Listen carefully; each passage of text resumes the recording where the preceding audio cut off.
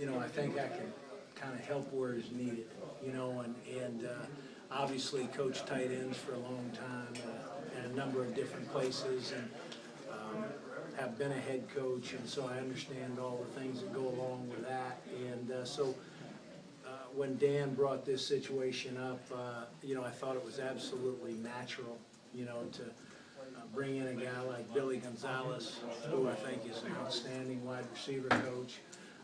I go coach the tight ends and help Dan with some things administratively, and I don't think that you can underestimate the role that Scott Salik's going to play. That he's going to play in administration.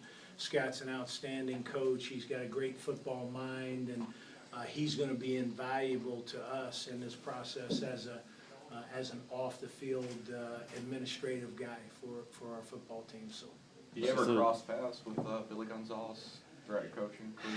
You know what? I've never coached with Billy, no. Obviously, he's got a very strong background with Dan. And as a head football coach, when you can surround yourself with people that you can count on, that you understand how on a daily basis they're going to go to work, their mindset, I think that's really important. And so when the opportunity came up for Dan to hire Billy, it was a natural fit. Him and John Hevesy have worked together for a long time, and so there's again, like I said, a very natural fit to him joining our staff. So what does your title as assistant head coach entail? Just like you said, some administrative stuff to help Dan, or what? I don't know, how exactly you want to term it. I think it's pretty self-explanatory.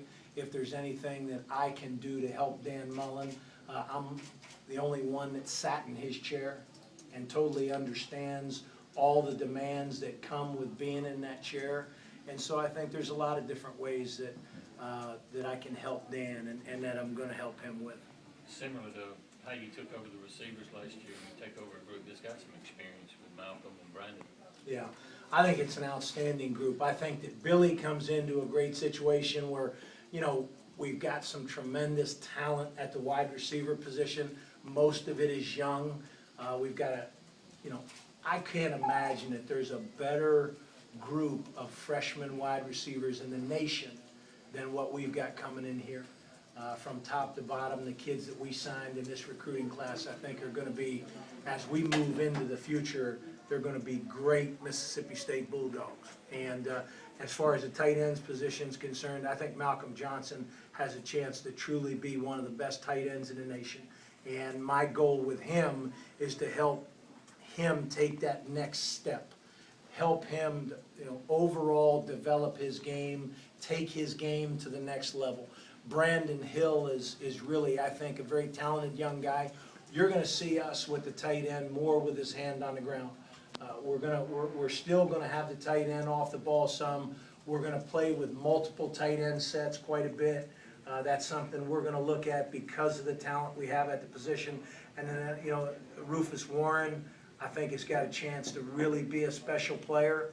And overall, there's Dan Mullen has done an outstanding job in his time here at accumulating talent.